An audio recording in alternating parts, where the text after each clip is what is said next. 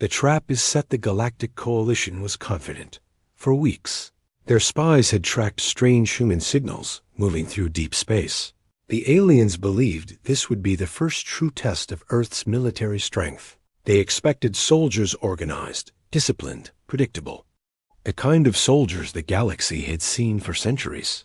Soldiers who would march in formation, salute their leaders, and fight within the rules of war. The Coalition set the trap with care.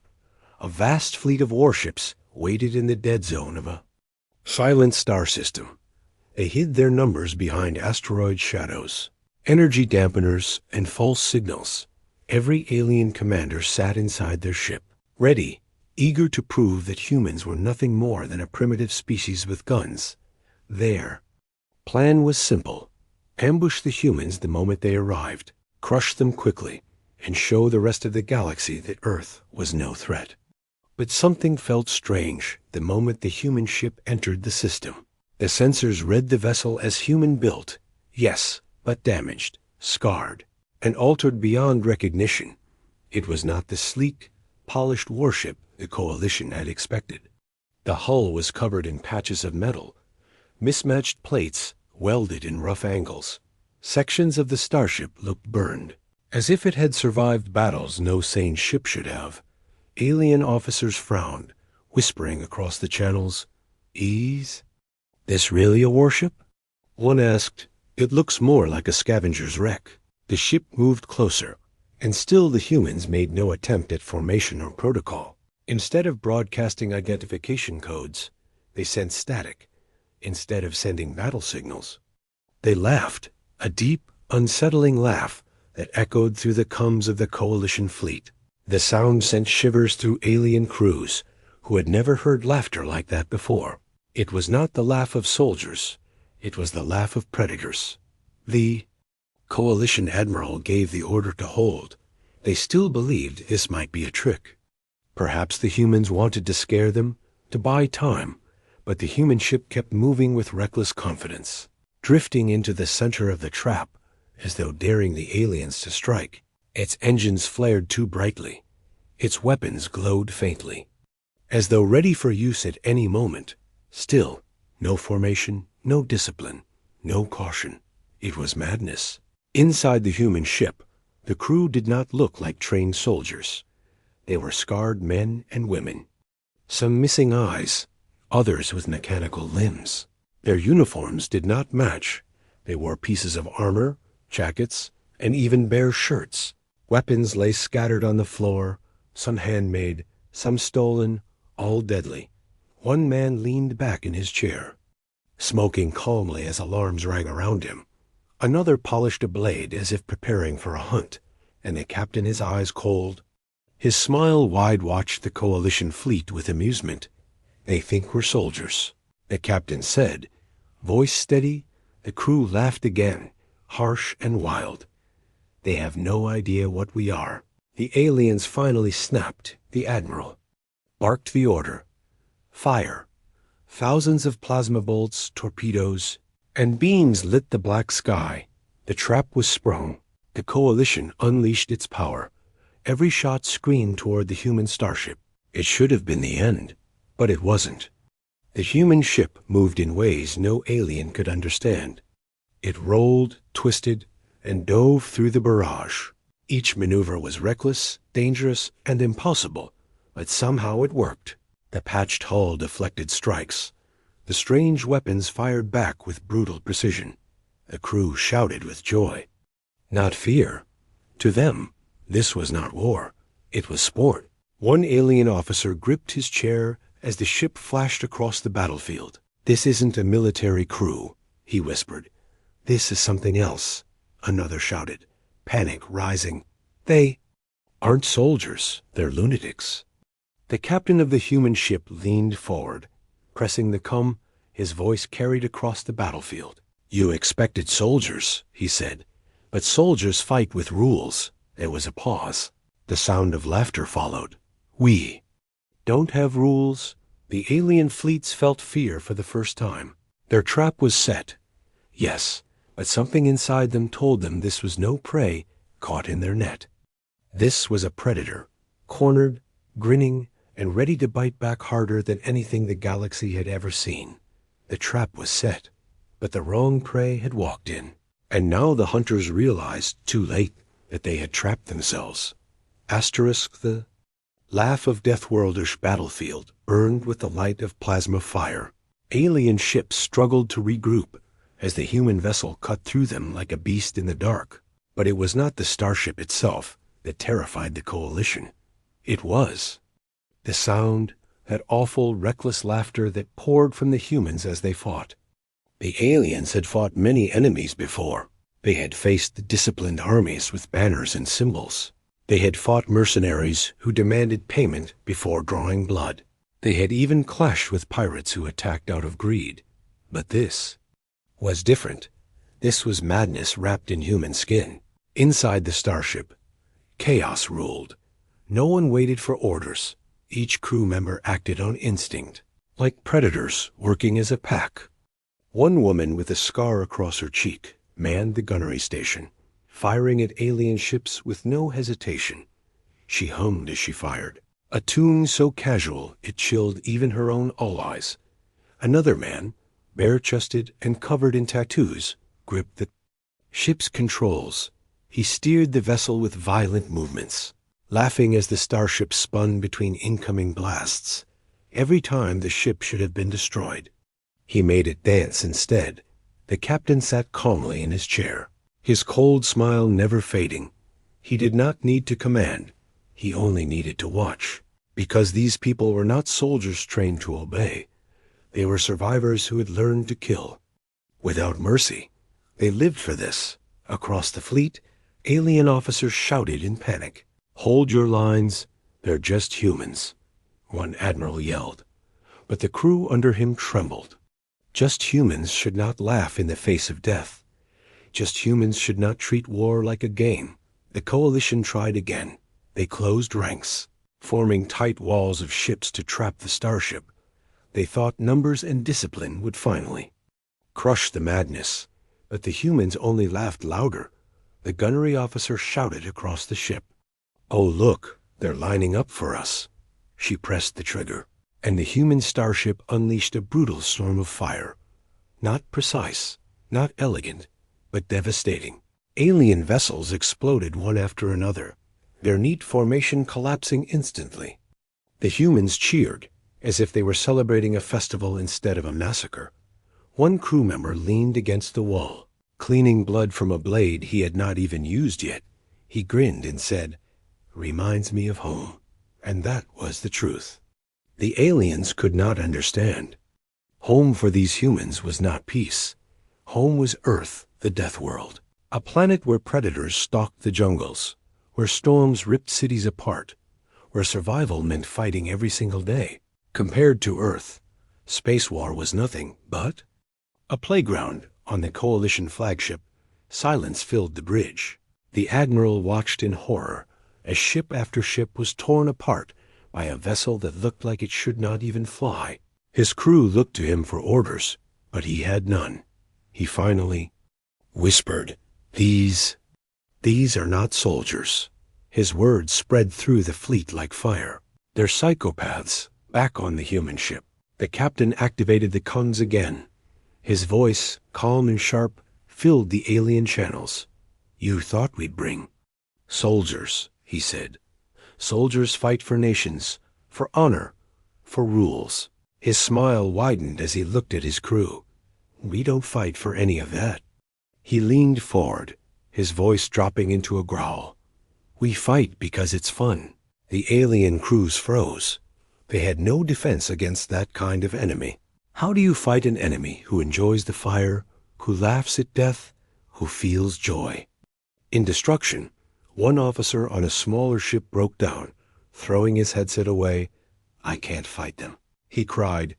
"I can't fight laughter." And still the humans laughed. Every explosion fed their joy. Every enemy scream gave them more reason to grin. The battlefield had turned from a trap into a nightmare. The hunters had become the prey, and the prey had become something far worse. The alien admiral gave a desperate command. "All ships retreat," he shouted. "Get away from them." But retreat was impossible. The human starship moved too fast, hunting down stragglers with brutal precision. It was like watching wolves tear through frightened cattle. The aliens scattered, their fleet broken, their pride shattered. The captain leaned back, satisfied. "Run," he whispered. "Tell them all what you saw." The crew erupted in more laughter, a sound that would echo in the nightmares of every alien who survived that day. The galaxy had expected soldiers. What it got instead were Deathworlders who treated war like a game, and for the first time in centuries, the mighty coalition felt fear. Asterisk. The first clash the retreat order was chaos. Alien ships scattered across the starfield, engines burning hot as they tried to escape. But running only made things worse. The human starship did not chase like a disciplined warship. It hunted like a predator, fast, unpredictable, and cruel. The aliens had expected tactical maneuvers, careful positioning, and formation. Instead, they faced a storm of madness. The human vessel twisted between ships with reckless movements, engines screaming, weapons firing without pause. Every shot was brutal, not elegant, but perfectly aimed to destroy. The aliens realized these humans were not wasting ammunition. Every round found a target. Every blast ended a life. On the coalition command ship, the admiral's hands shook. "They should not fight like this," he whispered. "No army fights like this." But it was not an army. It was something far more dangerous. Inside the human vessel, the crew moved with wild energy. The gunnery officer sang a broken tune as she fired. The helmsman laughed as he forced the ship into spins, so sharp they should have torn the vessel apart. Every explosion outside made the crew cheer louder. The humans did not fear the battle. They enjoyed it. The aliens tried to regroup. A squadron of cruisers formed a wall, weapons locked onto the human ship. It was their last attempt to force order onto the battlefield. "Crush them now," one commander shouted. "Overwhelm them."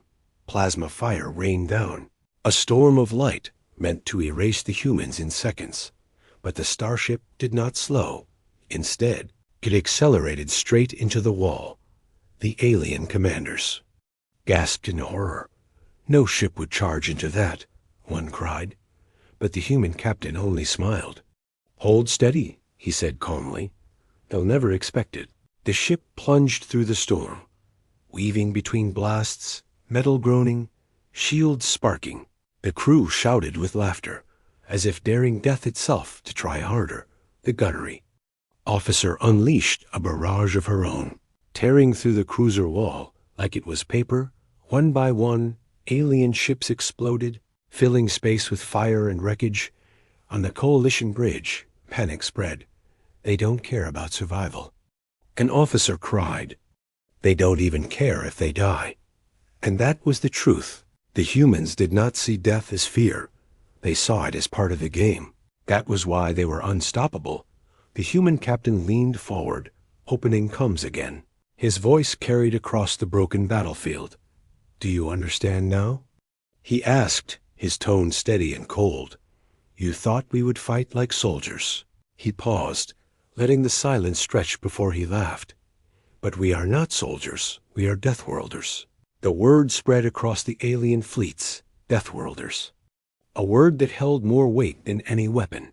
For the galaxy knew Earth's reputation. A planet so dangerous that survival itself was madness. And now that madness was armed with a starship, the aliens tried to retreat again, but it was too late. The humans had smelled blood, and they would not let their prey go. Every fleeing vessel was hunted, crippled, or destroyed. The battlefield became a graveyard, filled with the wreckage of ships and the sound of human laughter. One alien officer broke down on the comm, his voice shaking. "What are you people?" he begged. "What kind of monsters laugh at war?" The human captain answered with a grin. "The kind your empire will never forget." The clash was over in minutes, but the echoes would last for centuries. The aliens had sprung a trap, and instead they had released a nightmare. The galaxy had. just learned the difference between human soldiers and human psychopaths. And that difference would change everything. Asterisk the psychopaths playbook, the battlefield was quiet now, filled only with drifting wreckage and broken signals. The coalition fleet was shattered, the survivors running into the dark. But the story of what they had seen would spread faster than any ship. For the first time, the galaxy had watched humans fight with no rules, and it shook them to their core. On the human starship, the crew gathered in the central bay. They were not celebrating like trained soldiers after victory. They were laughing, throwing scraps of food, sharpening knives, and retelling the fight like it was a hunting trip. One man stretched his scarred arms and said, "Too easy. Wasn't even worth the warm-up." A woman with burns across her neck chuckled. "Wait till they send more. That's when the fun starts." The captain stood at the edge of the room, watching. He knew what the aliens could never understand. These people were not chosen by governments, not trained in academies, not polished in parade grounds. They were pulled from the darkest places of Earth. From prisons, war zones, broken cities, and wild frontiers. They were outcasts, killers, survivors, people who had learned one truth: life on Earth gave no mercy, so they gave none back. Earth was a death world. Every child learned to fight the moment they could walk. The forests had predators with teeth sharper than steel. The deserts cooked the skin. The oceans swallowed villages. And storms could tear whole nations apart. On Earth, you either adapted or you died. The ones who lived long enough carried madness in their blood, a madness that looked a lot like joy in war. The aliens had prepared a military manual to counter. Humans, they studied human weapons, human history, human tactics. They thought they had predicted everything. But what book could prepare them for a psychopath's playbook? What strategy could protect them from people who smiled when bullets flew past their heads? What defense could stop enemies who treated battle as entertainment? Back on the flagship, Wreck, the Coalition admiral, sat in silence. He had survived by sheer luck. His officers stared at him with hollow eyes, waiting for orders that never came. Finally, he whispered the truth. "We were never fighting soldiers. We were fighting predators." One officer broke down, shaking his head. "Predators don't laugh like that." The admiral looked at him, his face pale. "No, they do, on Earth." Meanwhile, the human captain gathered his crew. He did not give a victory speech. Instead, he pulled out a map of the sector, showing more coalition supply lines. "We don't stop here," he said, his voice calm but sharp. "They'll send reinforcements, bigger fleets, more weapons, more numbers." He smiled, the same cold smile that had haunted alien comms. "And that's perfect." The crew cheered, eager for the next hunt. They did not see themselves as soldiers in a war. To them, the galaxy was just a larger version of Earth, a hostile place full of prey, and prey existed for one reason only: to be hunted. The coalition would try to adapt, of course. They would study, analyze, and prepare for the next clash. But every strategy they built would crumble the moment the humans broke the rules again, because that was the heart of the psychopath's playbook. There were no rules. The alien council began to panic as reports poured in, ships destroyed, fleets routed, soldiers refusing to fight. Every survivor told the same story. The humans don't fight like an army. They fight like death itself. One counselor slammed his fist on the table. "Then we must exterminate them before this spreads." But another whispered in fear, "How do you kill those who laugh at death?" Back on the starship, the humans prepared for their next strike. Weapons were cleaned, engines tuned, blades sharpened. The gunnery officer hummed again, her song echoing through the corridors like a lullaby of madness. The helmsman carved another scar into the wall to mark their kill count, and the captain looked into the stars, his voice low, his words steady. "They thought they trapped us once. They'll try again. But every time they do, we'll make them pay double." His eyes glinted with that dangerous spark. "Because this is not war, it's fun. and the galaxy was only beginning to understand. The Coalition had not just made an enemy. They had awakened Earth's darkest truth: humans were not soldiers in this fight. They were Deathworld psychopaths with a starship, and that was far, far worse. Asterisk. Breaking the Empire's spirit word of the slaughter spread faster than light. Every survivor who escaped the battlefield carried the same story.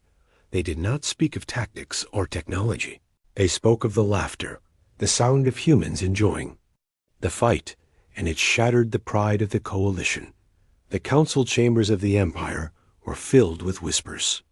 Some called it a lie. Others said it was propaganda. But then came the recordings, raw footage of the humans charging headfirst into fleets, laughing as plasma storms lit the void. The counselors watched in silence, their faces pale. One finally muttered, "This is not war. This is terror." In the outer colonies, alien soldiers refused to deploy. They claimed their weapons were useless against madness. Whole squadrons deserted, leaving ships to drift unmanned. The fear spread like infection, invisible but unstoppable, because fear was stronger than any beam or cannon, and the humans knew it inside their patched and scarred starship. The crew prepared their next strike. This time they did not target enemy fleets. They went for supply routes, fuel stations, and communication hubs. They did not just destroy, they humiliated. One time they hacked into a Coalition broadcast and showed themselves drinking, laughing, daring the aliens to come find them. Another time they left wreckage floating with words painted across the hull. "Send more. We're bored." The aliens tried to rally their soldiers. Generals shouted speeches, leaders promised glory. But every time the humans appeared, the promises died. One alien fleet saw the scarred human ship emerge from the shadows. Before the battle even started, half the alien captains abandoned formation. They knew what was coming, and they did not want to die listening to that laughter again. On the human ship, the captain watched it all with calm eyes. "This is how you break an empire," he told his crew. "Not by killing everyone, but by making them break themselves." His words carried weight, and the crew grinned. They were not just fighting battles anymore. They were carving fear into the heart of the galaxy. One alien officer was captured alive after a raid. He was dragged onto the human ship, shaking, his eyes wide. The crew circled him like wolves, their smiles sharp, their hands ready. The captain leaned close and whispered, "Why do you fight us?" The alien trembled. We thought you were soldiers." The humans roared with laughter, a sound that made the alien collapse in terror. He begged to be spared, not because he feared death, but because he feared hearing that sound again. The recordings of his breakdown were spread back to the Empire, and when the alien people saw one of their own begging before humans, their faith in the Coalition cracked even deeper. The Council tried to silence the fear. They declared victory in false reports. They burned transmissions, destroyed evidence. But truth cannot be hidden when entire fleets vanish. Whispers grew louder in markets, taverns, homes. "They are not soldiers," the people said. "They are nightmares." Meanwhile, the human ship became legend. Across the stars, its scarred hull was known as the ghost of Earth. Every appearance was a death sentence. Every encounter a warning. Alien scouts refused to even approach human signals. They claimed the laughter. Carried through space, long before the ship appeared, the Coalition was crumbling. Not from battle, but from within. Soldiers no longer obeyed. Leaders no longer commanded. Whole systems began to surrender without a fight. All it took was a rumor that Deathworlders are coming. Back on the ship, the crew sharpened their blades, tuned their weapons, and waited for the next target. The captain smiled as he looked at the stars. "They thought they could trap us once," he said. "Now they can't even look at us." The crew laughed again, a sound echoing through the corridors. It was not the laugh of victory. It was the laugh of hunger. For them, the war had only just begun. And across the galaxy, the Empire's spirit broke piece by piece. not by fire, not by steel, but by the sound of human laughter. Asterisk the Starship. Of nightmares, the coalition could replace ships, but they could not replace courage. Every time the humans appeared, entire fleets broke apart before the first shot was fired. It was no longer war, it was horror. Because the scarred starship was no longer seen as a vessel of men and women, it was seen as a ghost, a nightmare wrapped in steel. On distant worlds, children whispered the stories. They spoke of the Deathworlders who laughed while killing.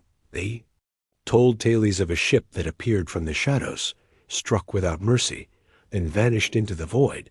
Parents tried to silence the rumors, but the fear was too strong. Even civilians began to believe the humans were not flesh and blood, but demons sent by their cursed planet. In the High Council chambers, the leaders screamed at one another. "Why do our fleets flee?" one demanded. "Why do our soldiers drop their weapons at the sound of laughter?" Another shouted, but no one had an answer. Because the truth was simple, no one could fight an enemy who loved the fight more than life itself. The humans knew this. They began to play with their prey. Sometimes their ship would appear on low-range sensors, only to vanish before being seen. Other times they left wreckage floating with words burned into the metal. "We are not done." Entire colonies surrendered at the rumor of their approach, offering tribute just to be spared. The starship had become a shadow that haunted the galaxy. Inside the vessel, the crew lived for the fear they spread. The helmsman scratched tally marks into the wall, one for every ship destroyed. The gunnery officer laughed as she decorated her station with alien helmets collected from raids. Others carved scars into their own skin, marking victories not with medals, but with pain. They were not an army. They were predators turned into myth. One night in the dark corridors, the captain walked past his crew. He saw their wild eyes, their grins, their scars. He knew what the galaxy whispered, and he did not deny it. Instead, he embraced it. "We are their nightmare," he told them. And nightmares don't die. When the coalition finally sent reinforcements, they gathered the largest fleet in generations. Hundreds of ships, weapons charged, ready to crush the humans once and for all. The admirals promised their soldiers glory and revenge, but deep inside, even they doubted their own words. The fleet entered the system where the humans had last been seen. Sensors scanned every rock, every shadow, but the starship was nowhere. The soldiers held their breath, their hands trembling on their weapons. Then the lights went out, one by one. Coalition ships lost power, their systems hacked, their comms filled with static, and through that static came the sound. The laughter, soft at first, like a whisper, then louder, echoing across every ship. The soldiers screamed, covering their ears, but the sound drilled into their minds. It was not just noise. It was terror given voice. Then the scarred starship appeared, crawling out of the darkness, its patched hull glowing faintly in the void. Every alien heart froze. It did not look like a vessel. It looked like death itself. Had taken form. The captain's voice followed, steady, cold, and merciless. "You brought an army." He said, "Good, more fun." The humans struck without hesitation. The fleet broke apart within minutes. Some ships exploded, others fled. Most surrendered without firing a single shot. The admirals wept as their commands collapsed, and the survivors spread the tale. The starship is not a ship. It is the nightmare of Earth itself. Back on their vessel, the crew roared with laughter again. The captain leaned back, calm as ever. He lit a flame between his fingers, staring at the stars. "They fear us now," he whispered. "But fear is not enough. We will burn their spirit until nothing remains." And across the galaxy, the legend grew. A scarred starship haunted the void, crewed by psychopaths who laughed at death. It was no longer just an enemy. It was a curse, the starship of nightmares. Asterisk. The galaxy will never forget. The galaxy had seen many wars. Empires had risen and fallen. Fleets had burned. and planets had been turned to ash.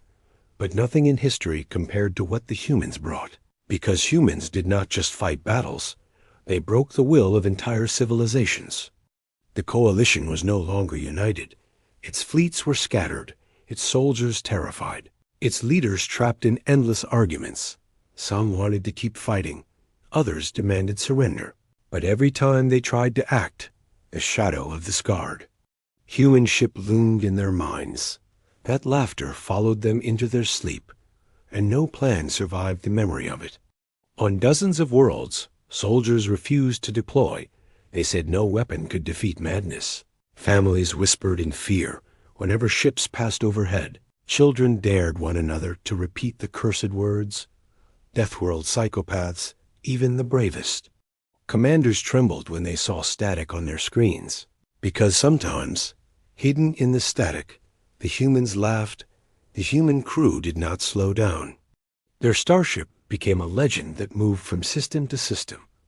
Everywhere they went, empires collapsed without a fight, stations abandoned, colonies surrendered, fleets scattered. It was not war anymore. It was collapse inside the ship. The crew feasted, drank, and laughed.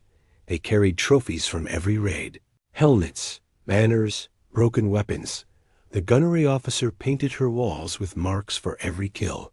The helmsman carved tally lines into his arms, grinning through the pain. To them, the war was not survival anymore. It was joy, it was play. It was the only thing worth living for. The captain sat in silence, staring at the stars. He knew what the galaxy was saying, that they were monsters, demons, nightmares. And he did not deny it. Instead, he embraced it. "They call us nightmares," he said quietly to his crew. "Good, because nightmares never fade." The coalition council finally broke. Some leaders fled, some surrendered, some begged other species for help. But no one wanted to face humans. No one wanted to face the starship of nightmares. And so, system by system, the empire crumbled, not from fire, but from fear. The last great fleet gathered at the edge of the galaxy. They hoped to make one final stand. But when the humans appeared, scarred ship glowing in the void, the fleet did not fight. Instead, they dropped their weapons, powered down their engines, and surrendered without a single shot, because no one wanted to hear the laughter again. The captain broadcast a message across every channel, his voice calm, cold, eternal. "You expected soldiers," he said, "but we are not soldiers." His crew laughed behind him, wild and unbroken. "We are Deathworld psychopaths, and we will never stop." That message spread across the stars. It was replayed on every world, every screen, every station, and with each replay, fear grew deeper. The galaxy would never forget. For centuries to come, alien children would wake screaming in the night, claiming they had heard laughter in the dark. Generals would whisper the cursed name when fleets gathered, and traders would swear they saw a scarred starship drifting silently in the black. A nightmare of Earth had become eternal, and aboard the vessel, the humans prepared for the next hunt. The captain leaned forward, eyes cold, smile sharp. "Where to next?" he asked. The crew answered with laughter. And somewhere, across the galaxy, another empire began to tremble. The galaxy had expected soldiers. Instead, it met Deathworld psychopaths with a starship, and the galaxy would never forget. Asterisk.